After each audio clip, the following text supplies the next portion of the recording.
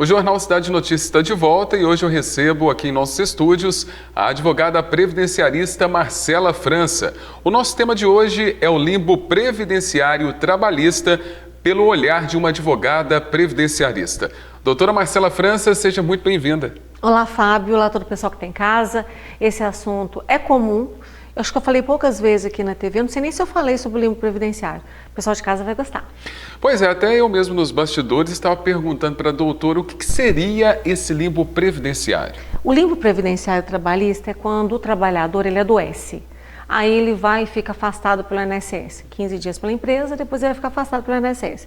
Às vezes essa perícia o afastamento vai ser de 30 dias, de 60 dias, depois ele tem uma alta. Dependendo do quadro clínico, ele precisa solicitar uma prorrogação, uma continuidade desse benefício. O que acontece? O INSS vira e fala para ele, não, meu querido, você está para o trabalho, alta previdenciária. Ele volta para a empresa, e a empresa, o médico do trabalho da empresa fala, você está inapto para o trabalho, eu não posso te receber de volta. O que é isso? Ele fica patinando entre o INSS e a empresa. Pois é, doutora, estava até perguntando para você aqui nos nossos bastidores, há um tempo atrás a gente sempre ouvia as pessoas dizendo, a população dizendo, que quando retornava de férias, ou até mesmo quando retornava de um auxílio-doença, né, que estava afastado pelo INSS, teria ali uma estabilidade na empresa de 30 ou de 60 dias. Não existe isso mais, né? Não, não existe. A não ser que seja um case de acidente de trabalho. Aí é diferente, a gente está falando de outra estabilidade. Mas nessa situação, quem é um auxílio-doença comum não tem estabilidade. Então que fique bem claro para o nosso público, né, que está acompanhando agora a TV Cidade, que não existe essa estabilidade na volta de estar recebendo benefício do INSS por um afastamento por doença. Tire isso da sua cabeça que não existe mais. Dando prosseguimento, doutora, o que tem mais peso? A negativa do INSS ou o relatório médico atestando a incapacidade? Qual que é a sua opinião?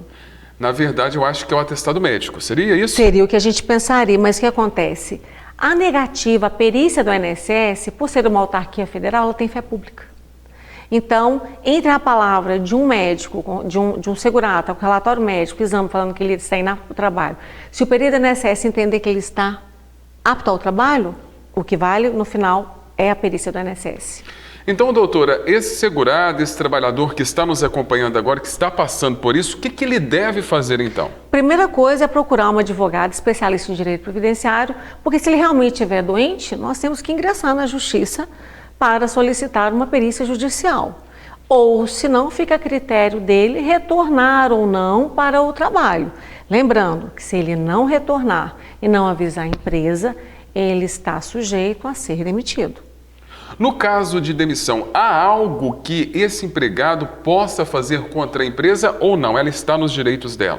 Ela pode demiti-lo. Após o término do processo previdenciário, se realmente for documentado, ficar comprovado que ele realmente estava com um problema, ele pode pedir a reintegração. Mas é um pouco mais profundo do assunto que a gente está tratando aqui agora. Mas no primeiro momento ele pode ser demitido, sim. Doutora, e se o segurado, né, o trabalhador, ao se apresentar na empresa, foi impedido de assumir o seu posto de trabalho?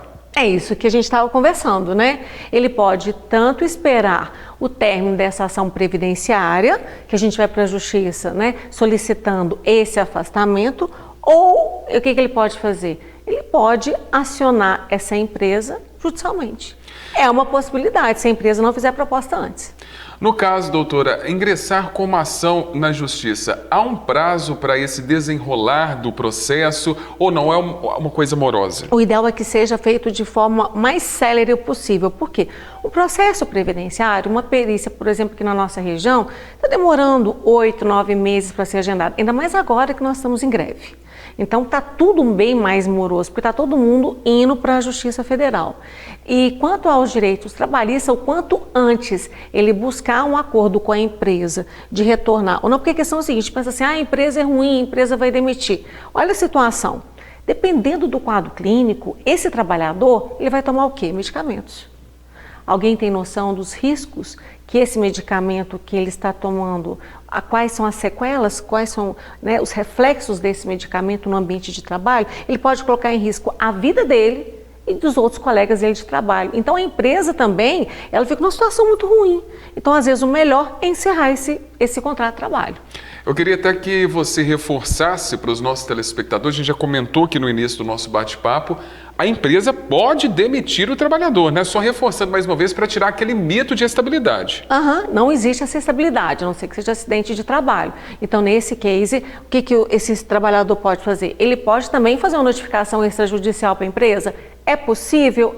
Tem empresas, as empresas que são menores, que têm um contato mais próximo com seus funcionários, normalmente elas têm mais calma e mais paciência. Mas as grandes empresas não pensam duas vezes. Abandono de emprego. E teve uma alteração, bem lembrado.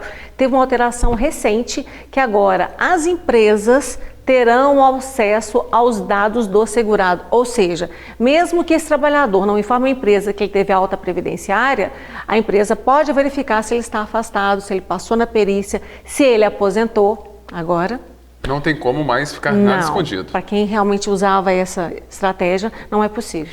Lembrando que para demitir esse funcionário, esse colaborador, a empresa deve fazer um acerto de tudo que lhe deve, né? De tudo, inclusive para aquele trabalhador que ele quer voltar para o mercado, ele quer voltar para a empresa, ele quer reassumir o seu posto de trabalho. Ele tem que documentar isso. A empresa vai ter que pagar as verbas indenizatórias, as verbas salariais, as verbas trabalhistas, tem que acertar tudo. No caso de dúvida, tem que procurar uma especialista no direito previdenciário e trabalhista. No caso, a doutora Marcela França está à sua disposição. Você que está nos acompanhando, ela atende aqui na Praça do Silico, em frente à TV Cidade, pode procurá-la para lhe auxiliar. Doutora, foi um prazer recebê-la mais uma vez aqui em nosso jornal. Eu que agradeço, Fábio. Espero que o pessoal de casa tenha gostado e até a próxima. Nós vamos ao nosso intervalo e a seguir você confere reumatismo. O que é e quando você deve procurar um especialista. Nós voltamos já.